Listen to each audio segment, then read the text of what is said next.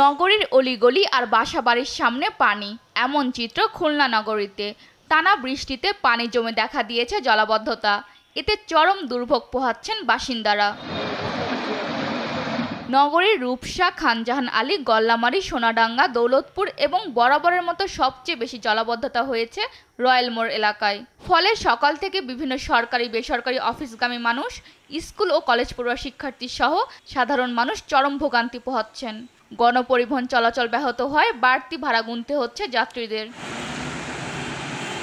নগরবাসীর অভিযোগ, খুলনা সিটি কর্পোরেশনের চলমান রাস্তা সংস্কার কাজ এবং ওয়াসার খোঁড়াখুড়ির কারণে জলাবদ্ধতা প্রকট আকার ধারণ করেছে। খুলনা সিটি কর্পোরেশনের দায়িত্বে এই খুলনা শহরের রাস্তাঘাট মেরামত হচ্ছে, কিন্তু মেরামতের ফিনিশিং পর্যায়ে এসে দেখা যায় যে বালি, কুয়া, আদলা রাস্তাঘাটের আশেপাশে এখনও পড়ে আছে। কাজ শেষ হয়ে যায়, কন্ট্রাক্টর বিল নিয়ে চলে যায়, ইঞ্জিনিয়ারও দেখি না, কাউরে দেখি না, জনগণের এটা ভোগান্তি হয়। চলাফেরায় অসুবিধা হয়। দেখা গেল রাস্তা বানাইছে ঠিকই, কিন্তু খাতখুদ এখনো রয়ে গেছে।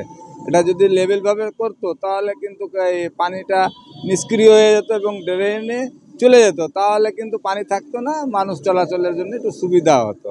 জলাবদ্ধতা নিরসনে সিটি কর্পোরেশন এবং ওয়াসা দ্রুত প্রয়োজনীয় পদক্ষেপ নেবে বলে প্রত্যাশা খুলনাবাসীর। নিউজ ডেস্ক, দেশ টিভি।